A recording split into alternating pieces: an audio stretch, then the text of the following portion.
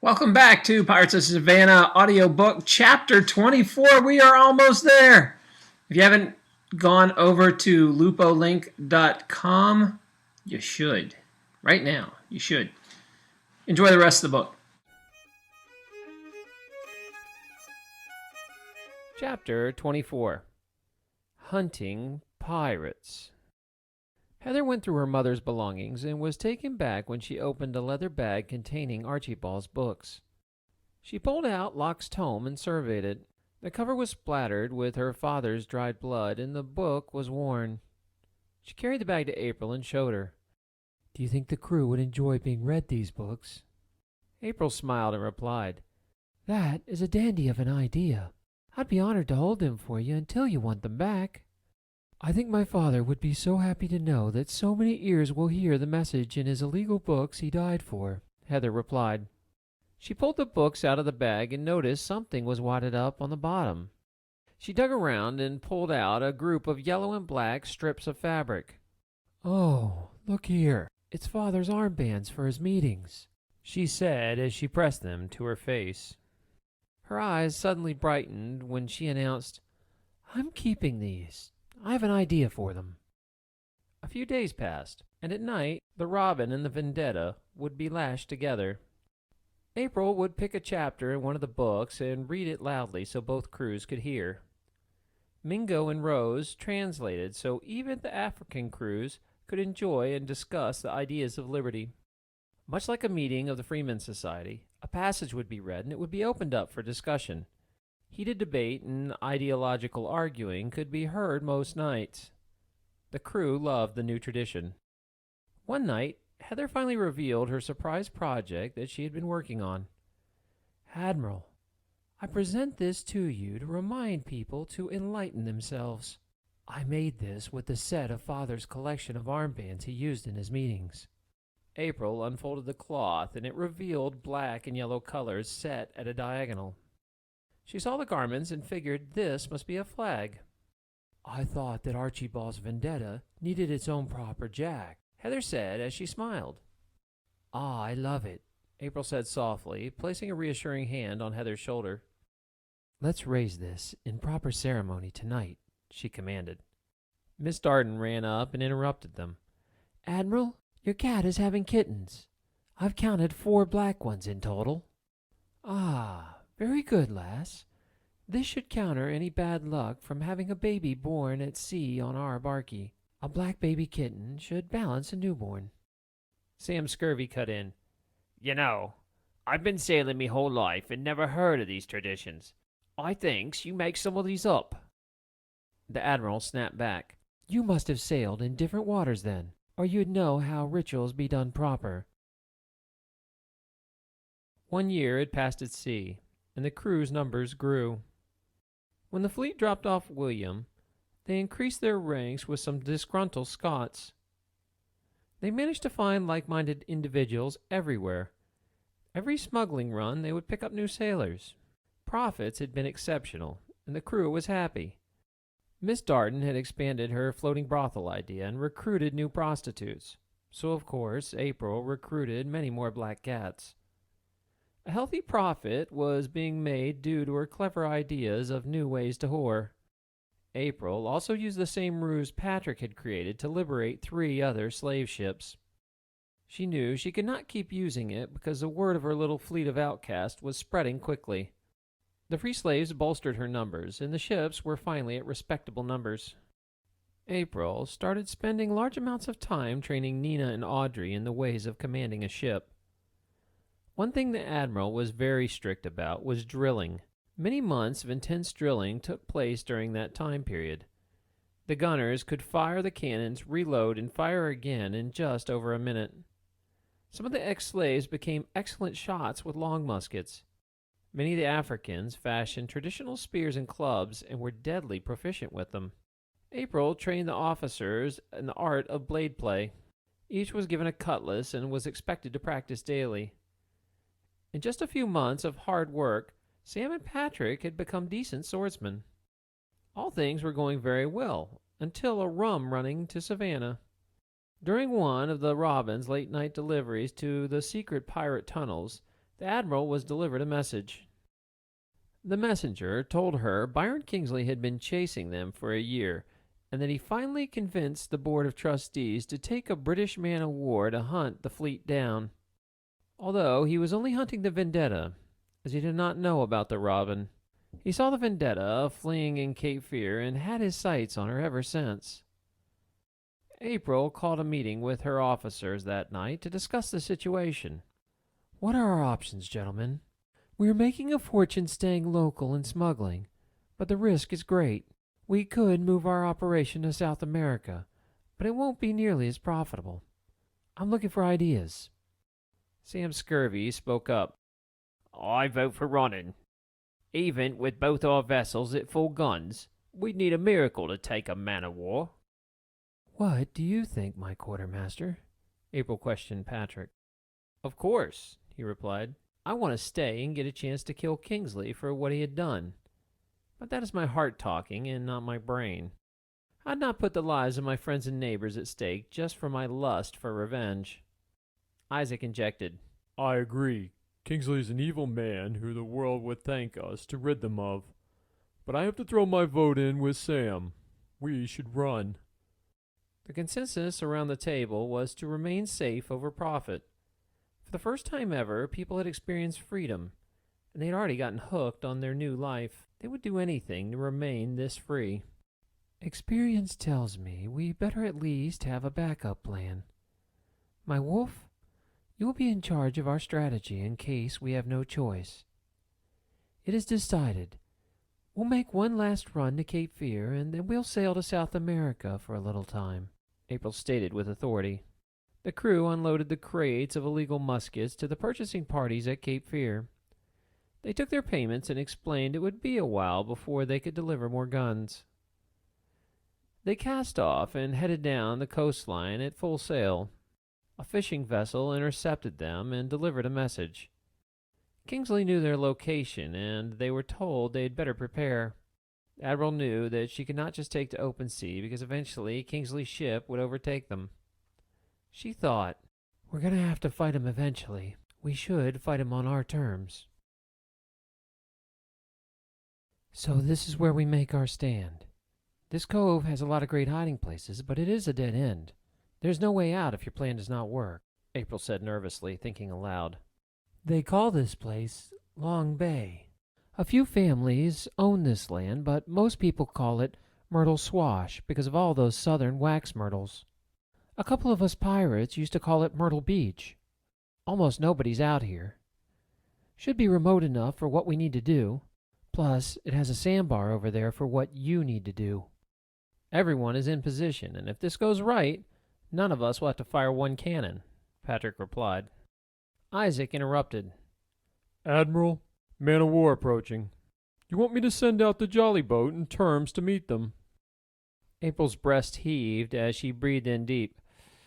"Aye," she commanded. Sam nervously rowed the small boat out toward the man-of-war. As he got closer, he ran up a white flag and waited off its starboard side.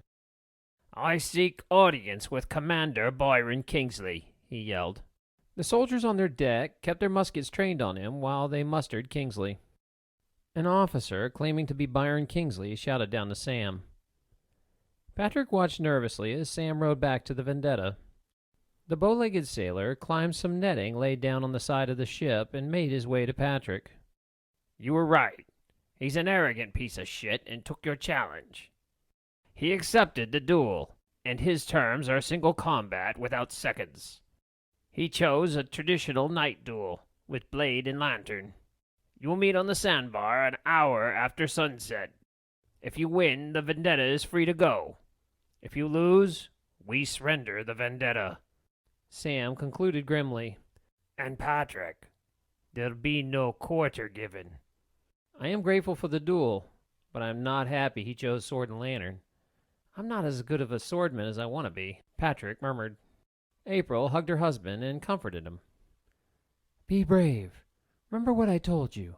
Sword fighting is mainly about stamina. Whoever gets tired first dies."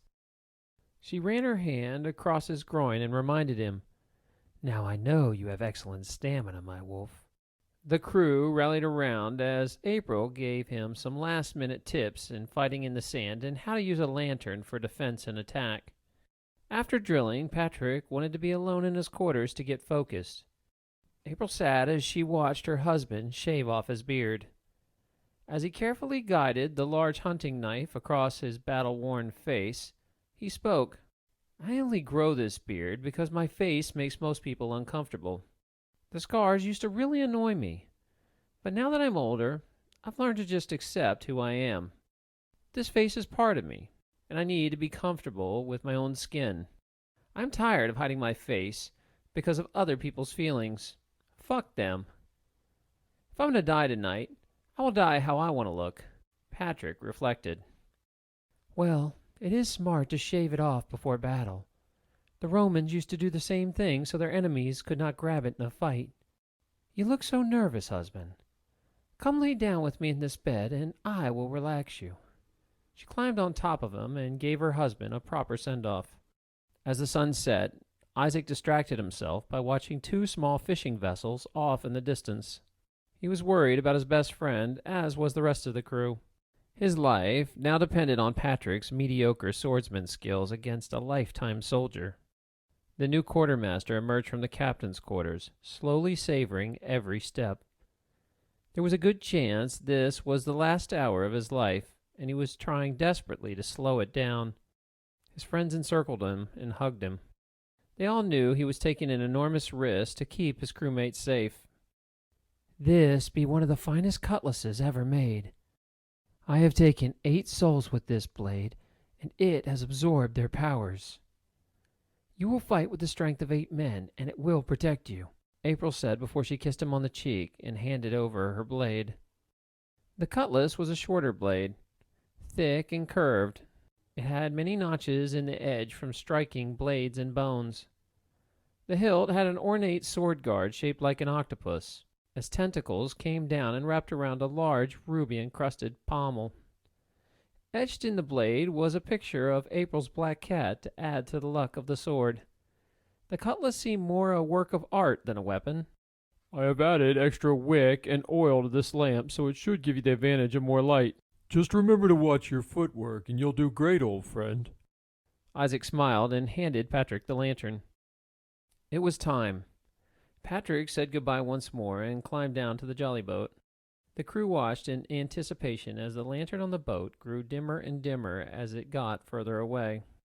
Patrick's mind was racing with what-ifs as he slowly rowed to the sandbar. What if Kingsley thrust high right? What is a correct response if he parries down left? He knew he had to settle his mind and focus as he approached. True to his word, Byron was already on the sandbar waiting. "Aw, you took your time coming to your own funeral, boy. You're a troublesome cuss. I've been trying to catch up with you for some time now," Byron yelled to Patrick. Patrick, cautiously and slowly, stepped on the damp sandbar. He tested his footing in the wet sand. His bare foot stuck. This was a promising thought. It should even the odds in Patrick's favor if Kingsley could not be quick with his footwork. Courage filled the amateur swordman as he stepped closer. "You're a blight on this world, Kingsley. I hope Archibald can piss on you from heaven while you get raped by the devil's dogs," he baited. Kingsley answered his insult by stepping closer into the light of the lanterns. He was wearing his standard-issue red coat made by the famous South Carolina Independent Company.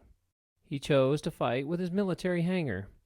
It was a long, thick, straight hunting sword with a double-edged blade and a simple hilt, a very popular style blade in Savannah.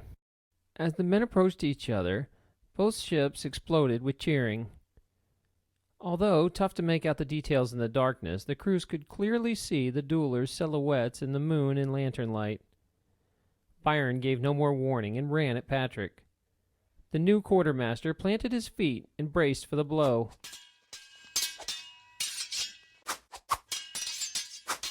The sounds of steel clashing rang out over the waters to thunderous cheering.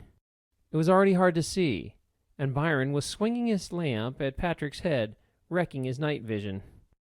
The pirate focused hard to keep track of the blade in the darkness. The inexperienced swordsman knew he made a mistake the moment he got off his footwork.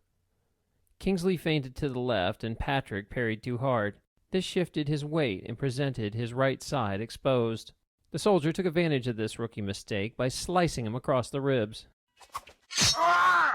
Patrick's side burned with pain, but he refused to let it distract him. The pain woke him up and reminded him to stick to April's training. It was then he decided to stop fighting like a gentleman and fight like a pirate. He changed his style to that of a good bare-knuckled swordsman and pushed in tight. The pirate locked blades with the redcoat and swung his sword guard into the soldier's teeth. A spray of blood erupted to thunderous cheers. Byron focused his anger and returned at Patrick with a mad flurry of skilled strikes. The rookie answered the fast blows with parries until the last slash broke the tip off his cutlass. A shard of broken blade pierced his right eye. Patrick recoiled in pain and swung wildly, backing up. Kingsley was amused by this and taunted his crippled foe. He attacked the blindside thigh, dropping Patrick to a knee with a scream of pain. The pirate dragged himself backwards as Byron nicked his right arm and laughed.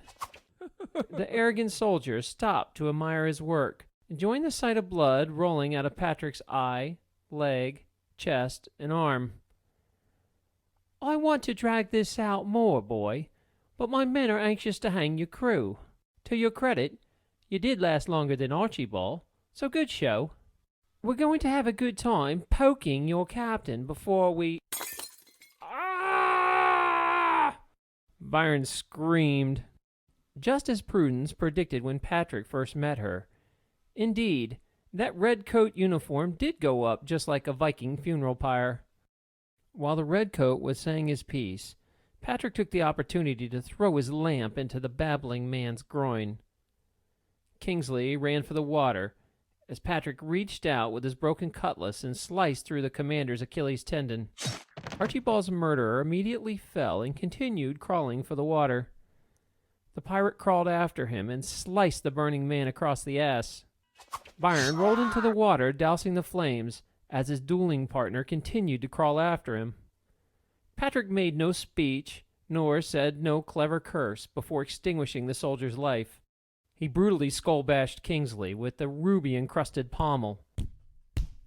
The pommel fell multiple times to the cheers of the Vendetta's crew until Byron's face was no longer recognizable as human. The exhausted Patrick sliced the throat of the corpse to ensure he was dead.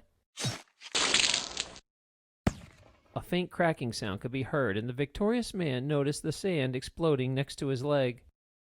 Another muzzle shot rang out from the man-o'-war and splashed into the water. The woozy Patrick slid into the water and dove under as more shots rained down on his position. "Lying bastards! Bring us in!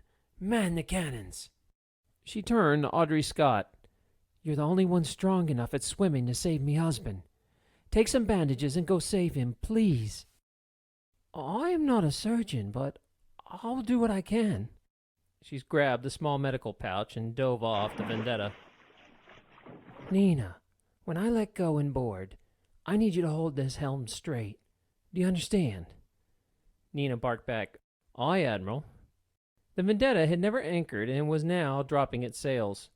The crew knew they had to get very close or the cannonballs would never punch through the tough hull of the man-o'-war. Both crews scrambled to their stations. "Can you get a clear shot at their bow? It's our only hope to stop this ship," April questioned Sam. "It's gotta be close, Admiral.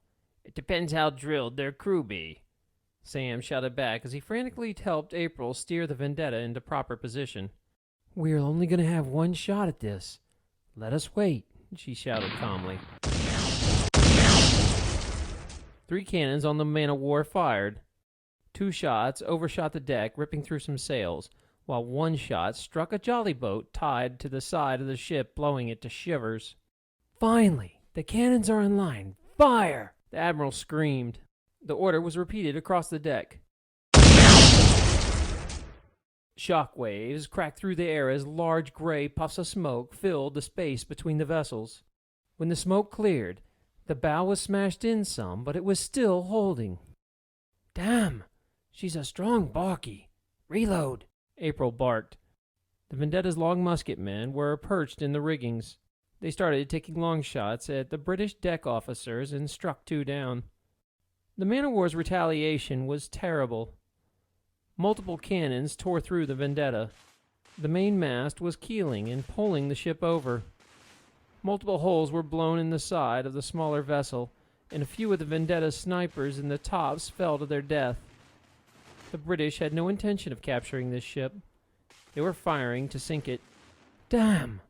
If we don't punch a hole in that bow, it won't take them much time to outmaneuver us. Where's everybody else?" April wondered aloud. Nobody had paid any attention to the 2 inconspicuous small fishing ketches that had sailed into position. They unveiled their cannons, which were hidden under piles of nets. The Vendetta softened up her bow, lads. Let's see if we can punch through. Captain K.T. Brewer shouted. Oui, vive liberté! Captain Robert Doe shouted. The Black Hound and the Mary Read fired their 4 cannons together. The sight of the shivers and planks of wood filled the air as the crew of the tiny vessels celebrated. They had finally punched a small hole in the bow of the British ship. "Fire!" was repeated on the deck of the Vendetta as the cannons focused their firepower on the exposed hole. Shouts of terror came from the belly of the British vessel as a section of gunners were blown apart. In all the excitement, the man-of-war was too busy to notice another vessel approaching from her backside. The Robin had quietly hid behind a small island in the cove, waiting to make her move in the dark. They easily approached in stealth because of the confusion of night battle. Seamus shouted, "Clear the decks with the grape-shot, lasses!" Heather, Mariana, and Prudence worked together, aiming the small deck cannons of the Robin. The twins and the girls' families all manned the other cannons in teams. The group lit the war irons simultaneously. To the soldiers' surprise and confusion, many of the redcoats on the decks were cut down by the brutal shower of shot. April nodded at Sam as he swung the wheel hard. The Vendetta's stern drifted quickly next to the enemy vessel. The fast movement caused the Vendetta's teetering mass to crash down upon the British ship's deck, crushing 2 of its crew to death. The Admiral pulled out Mary Read's Swedish boarding axe pistol and screamed, "Boarding parties!" Grappling hooks flew in from all directions as the 4 vessels lashed onto the man-of-war. Cannon fire rocked the Vendetta at such close range, and her crew screamed. She had many holes, but none were yet low enough to have her take on water. Isaac led the charge from the Vendetta with a blunderbuss in each of his hands. He fired both guns down the gangplank they had dropped, clearing out a group of 5 unsuspecting British soldiers. He then picked up a spent musket and stuck his plug bayonet in the end of the gun. The dagger had a tapered end and slid into the barrel with a tight fit to make a lethal spear. He stabbed at any fallen English soldier posing a threat, clearing a space on the deck for others to follow. The bayonet quickly got stuck in a redcoat's rib cage.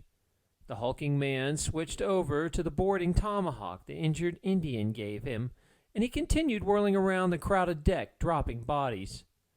The rest of the British crew were too busy to notice that Seamus and the group of whores were boarding from the Robin as well. Miss Darden used a linstock to light the fuse of her cast-iron ball packed with gunpowder and shot. The whoremaster rolled the grenade down the stairs to the lower decks. Shouts of pain were heard below deck as it exploded. The other whores followed suit and dropped their grenades in any hatch they could find. As Margie dropped her grenade down a hatch, Redcoat hit her across the head with his musket butt. He lifted his firelock over his head to deliver the death blow when his chest exploded with red. The dizzy woman looked up to see the man whose lives she had spared just return the favor, shooting her assailant before he could deliver the final blow to her head. In an intoxicated stupor, Seamus threw a grenade onto a closed hatch. By the time he realized his drunken mistake, it was too late and the bomb went off. He looked down to find out why his foot would not move, and he noticed it was no longer there. He fell over in shock. An angry redcoat officer swung his sword at Teresa's head. She barely ducked the blow and fell to the ground. When she looked back up, she saw the soldier stumbling backwards with 2 arrow shafts sticking out of his chest. Amos and his twin both made unbelievable shots with their hunting bows from the robin. African warriors had already run across the downed mast of the Vendetta and were swarming the decks in droves. The English shot a few of their muskets, but were poorly matched against their melee fighting skills. Very few foes could withstand their up-close spear fighting. Even with such a crowded deck, the warriors were able to skewer the redcoats with great agility. April and Sam stormed aboard with the ex-slaves and headed below deck. Sam had a string of 4 pistols tied around his neck and would rotate them as he fired.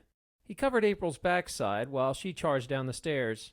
The Admiral cleared the hall with a vicious spray of shot from her axe pistol. An unfortunate soldier turned the corner, and the lady pirate buried the spike of the axe pistol into his chest. The vicious metal point went so deep that she could not recover the weapon. The swordswoman changed over to cutlass and main gouge. April killed many men in the past with this two-handed style. The main gouge was perfect for tight quarters below deck because it was a short, thin, left-handed stabbing blade with a large hilt and a handguard. She quickly found herself ambushed by 2 attackers, which would mean a quick death to most. April knew that very few swordsmen practiced attacking in pairs, and that she could turn their inexperience against them. The Admiral knew with some basic maneuvering she could get them to get in each other's way and open up an easy opportunity. Her opponents found themselves hitting each other with parries and knocking each other off balance. The 2 men stepped on each other's feet, knocking them both off kilter. With a double thrust with both hands, the 2 men simultaneously fell in pain, and she quickly cut them down. Back on the Mary Read, Mr. Michael and Mr. James loaded their slings. "For Lord's sake, be careful not to drop those on our ship, monsieurs," Captain Doe pleaded. The men loaded the glass pots filled with rancid meat, shit, and oil in their slings. They lit them and brought the slings to full speed. They let the stink pots fly into the hole of the bow and cheered. When the glass bottles exploded, the stinky smoke was so horrid and foul, sounds of retchings could immediately be heard. A group of 6 bloodied redcoats stumbled out of the hole in the bow, coughing and moaning. The sight of the men slowly stumbling and moaning caused such fear in Captain K.T. Brewer that he forgot where he was and even what year he was in. The peg-leg captain fired his pistol at them from the Black Hound and yelled, "You're walking dead. You'll never eat me soul. Arr!" The confused British sailors threw up their hands and dropped their muskets when they saw they were staring down the barrel of a cannon. "Mr. Michael, I don't believe what I'm seeing, do you?" Mr. James asked in a stunned tone. "We must be the luckiest men in the seas today. Look at the stinky fish we caught," Mr. James exclaimed. A Greek man coughed, and then the color ran out of his face when he realized who he had just surrendered to. "Remember us, Mr. Mandrick? Because we remember you every day we dress. We both still have to look at each other's scars and think of you and Gibbons key-hauling us," Mr. Michael grimly reminded him. "That was Gibbons' order. I did not want to do it. You forget, I said we should beat the man-love out of you, not key-haul you." Mandrick coughed out. Mr. Michael continued. "Ah, yes, Captain Gibbons. We caught up with him about a year ago in Savannah and showed him how much we appreciated his discipline." The 2 men giggled evilly. Mr. James barked, "You shouldn't have followed that order. Now, we're going to have to teach you something about man-love and beatings. Take him below deck." As soon as the African warriors stormed the lower decks, the English surrendered in droves. Within 10 minutes, all the prisoners sat topside with their hands on their heads. The smoke started to lift off the deck, and the Admiral surveyed her bloody crew and wondered if her husband was still alive. The gray-haired Admiral looked back at her ships at the docks and smiled when she saw the tattered yellow and black jack blowing in the wind over the Vendetta. Nina put her hand on her aunt's shoulder and reassured her, "Relax. Captain Audrey Scott will keep our little fleet safe while we are gone." Patrick lost his balance on the cobblestone roads as they made their way to the bar. It's been over 10 years, and I am still not used to seeing out of only one bloody eye. Tracy grabbed his hand and smiled. I will help you, Daddy. He reached down and held the blue-haired girl's little hand. I know it's been a long time, but do you think it's safe to be back in Savannah? People might recognize us, the scarred-up man with the eye patch asked. Relax. Ever since Oglethorpe got promoted to Brigadier General, he returned to England. Nobody cares. People hated Kingsley, and with him gone, our shenanigans became a low priority. They've forgotten us by now. Trust us. Captain Nina Reed smiled. Patrick was completely surprised how much Savannah had grown over the last decade. Ships from all over the world used stones to balance their ballast, which they would dump at the port of Savannah when they picked up cargo. The city came up with a solution to use the growing number of ballast rocks in their ports. They used the piles and made cobblestone roads around town. Patrick saw huge churches, multi-level tabby buildings, and brick buildings. He even saw a brick factory in full swing down by the bluff. No doubt about it, Savannah was really jumping now. The couple, their daughter, and Nina made their way to where the trustees' garden used to be. A large inn now sat up over the entrance to the secret pirate tunnels and had a reputation for shady customers. The inn was built adjoining the gardener's house from the defunct trustees' garden. You're going to love this inn, husband. They already nicknamed it the Pirate House because of all the undesirables it brings in like us. They should at least have a drink named after me, she chuckled. They entered the inn and a wench yelled, We're all booked and out of rooms. Go somewhere else. We're meeting friends here for drinks, Patrick informed the wench. Well, you can watch the equinox harvest moon come up tonight out back. Should be a good crowd tonight, if I can get these deadbeats to buy anything. Follow me out back. Your party's waiting for you, Admiral Reed. The cantankerous wench barked. Patrick shot his wife a look. So much for this town forgetting about us. As they walked outside, cheers erupted from the large table. So many of their old friends were present. Tracy ran over to the large Jewish man and flung her arms around him. I missed you, Uncle. The man was a little slower, but still very strong. He held Tracy off the ground with just one hand. She giggled and tried to escape from his grip. When are you going to tell me why you're missing a finger, Uncle? When you tell me why you keep dyeing your hair strange colors, he snapped back. Patrick hugged his old friend and said, She keeps getting into the indigo when we're not looking. She's very headstrong and independent. Isaac laughed and dropped the little indigo-haired girl. Where's your wife, children, and Archibald, Uncle? Tracy inquired. Archibald is over there playing with our son Tobias, and I think my wife is gossiping with those 3 old maids. He smirked. Tracy ran over to the boys to show off her new hair. How's Garland taking to the whole traditional Jewish lifestyle and having to go to temple and such? Patrick smiled. She studies hard, but it annoys her we study separated now. Men and women should be separated for worship, but we cannot really do that well on the ship. Now that we've had some time in a proper Jewish community, she is not adapting very well. She never believed in our religion, but she enjoyed reading our stories for entertainment. She kept asking difficult questions, and the rabbi asked us never to come back. I think she'll be much happier on the ship. It's been a lonely 2 years without you. Isaac hugged him again. So what have you been doing since I last saw you? His best friend replied. During some of our long voyages, I decided to write a book about our adventures. Patrick pulled out a journal from his vest. Look, I even have drawings of all of us in it. Here's my drawing of you on the auction block. See? Isaac smiled and was touched to see his lifelong companion attempt to draw him. The twins were barely recognizable as full-grown men. Patrick shouted, Max! Amos! And gave them a friendly wave. They returned the wave, but were much too interested in talking to William's beautiful daughters, Lauren and Lindsay. William approached with his wife, Debbie. I brought you some of the finest steaks you ever had, lad. They're from my prize cattle. I'm going to get that wench to cook them up if I don't choke the life out of her first. Hugs were exchanged, and Patrick said, You look good, William. I can't believe Archibald's kilt still fits you. I meant to tell you, I ran into that crazy old Indian scout a few weeks back. Lagochi has himself a good bit of land, a young wife, and a few children. Can you believe that dog is still alive, too? He said she's had many puppies. Let's sit down over there with your old crew and drink. A loud whistle went out from William, and the crew gathered around the table. Well, monkey hump me. You're still alive, Seamus?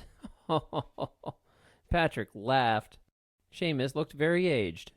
He was completely bald, toothless, and had a wooden right leg. He was gaunt, with yellow eyes, and had a huge bloated liver which looked like a large bulge under his shirt. He had adorned his hands full of rings, and had a parrot sitting on his shoulder. Patrick pointed to the colorful bird. I see you finally got married, too. That's not true, you goat humper. I have a different wife every night now. He laughed, and he slapped Teresa on the ass as she walked by. Sam interrupted and kissed Miss Darden. Thanks to this lovely lady, our floating whorehouse has been a smashing success. She's a damn whoremaster genius. She might as well take sailors, turn them upside down, and shake the silver out of their pockets. How was South America, lad? I heard it is all savages and heathens down there, Seamus inquired. The man wearing an eye patch responded. People tend to leave you alone when you got a ship as big as the Vendetta, and a man of war doesn't hurt either. We made a fortune trading exotic goods all over the world, including bananas, my new favorite fruit. The merchant life is not too bad. By the way, Seamus, I love your parrot. What'd you name him? Well, you can't understand a thing he be saying, and he got a grouchy attitude. So I named him Mr. Mandrake. Arr, that's a good one, arr. The men burst into a hearty laugh. The bar wench interrupted. As one of your cheap patrons, Patrick Willis, I got a note here for you. Things been here so long I almost forgot. A note for me? Who from? Jack O'Lantern. How the fuck should I know? Here, take it. And I expect a bloody good tip for that. The tavern wench barked. The scarred-faced man tore open the wax seal and read the note. An extremely puzzled look came across his face. Well, my wolf, are you going to tell us what it says? April questioned. Patrick shook his head. All it says is, I'll be seeing you soon. Jessup. Seamus belted out. Fuck! I forgot all about that guy. I thought he got killed by a pissed-off whale. Isaac spoke out. That mysterious bastard has not talked to us in over a decade, and that is all he says in the letter? I think I hate that guy. I'm sure in time this note will make sense. I'm not going to worry about it tonight when I'm in such great company, Patrick dismissed. April interrupted. I'm glad we all agreed to have a reunion when we have issues to discuss. But before we get down to business, let us make a toast. Even though it is 1756, let us never forget the 28 souls we lost that day my husband struck down that bastard. Those men and women barely experienced freedom and gave their lives for it. Huzzah! Huzzah! Huzzah! The group drank their rum. Everyone keep an eye on each other. Don't trust what you drink here. The Pirate's House has a devious reputation for drugging its patrons and selling them to ships. They drag the bodies into the rum cellar and out the smuggling tunnels. They sell the poor souls to be pressed into service for ships going as far across the world as Shanghai. I don't trust that shady serving wench, Sam warned. April interrupted again. Very good. Mind your rum, boys. I have returned because I have heard there's a change in the wind. The ideas of liberty and personal freedom have made their way into the culture of the Low Country. Something big is brewing, and I can feel it stir. Tell me what you know and what be your plans. William spoke up. You are not imagining the wind of change. Our message is sunk deep. It's growing roots, and I see it blossoming everywhere. We are hearing rumours from our Scottish kinfolk up north. They're talking about going over the mountains and living their lives just out of reach of the king. It's a harsh, difficult journey, which keeps them just outside of British control. They are speaking of setting up in a land called Watauga in Tennessee, and setting up a free society independent of any oppressive government rule. Our family is planning on going. All three of Archibald's moms want to go, and the twins want to come too. Seamus interrupted. Well, since I blew through the 600 shillings I got for me leg in one night, I guess I'll keep fucking running whores. Oh, and we'll be running gambling too. But don't be worrying. We will remember to think of you fucks while we live it up. Sam cut in. You shouldn't have got a damn round of silver from that ship's fund. You blew your own fucking leg off, you drunk. He turned to Patrick and April and continued. We also have plans besides hoarding and gambling, Seamus. I know that we have had many debates about if a violent revolution is the only way to rid us of a king and his government. Seamus and I feel there's no other way. Even if we wanted to be peaceful, the English will not let us be. Force is all they understand, and unfortunately the only real way will ever be free. Other secret liberty societies are developing all over the country. We have heard of one called the Sons of Liberty, and we want to locate them. When the fight for this country finally happens, the colonists will need a navy. We want to organize and build a fleet to rise up against the British someday. Isaac spoke his part. Your sister and our family have decided to stay with you, Patrick and April. Whatever you decide, we will follow. Patrick chimed in. We'd love it if your family joined us, old friend. Friends, those are all fine ideas. We may all be on different paths towards liberty, but hopefully we'll meet up at the same destination. We wish you all luck, and we'll be here if you ever need us. As far as our family, we're going back to sea to continue living freely, doing as we please when we please. We'll be easy enough to find if you ever need us. Just leave a message at any major port, and it'll find us. We plan on staying on the coast a little longer to scout new opportunities to make some gold. April and I have heard rumors of a French and Indian conflict starting. I bet there's some color to be made in that mess somewhere. Patrick lifted his mug. Like my wife said, liberty is heavy in the air these days, and I want to take a moment to breathe deep. I'm not sure what our future holds for us. As for me, I'm just going to have a good drink and enjoy living free tonight.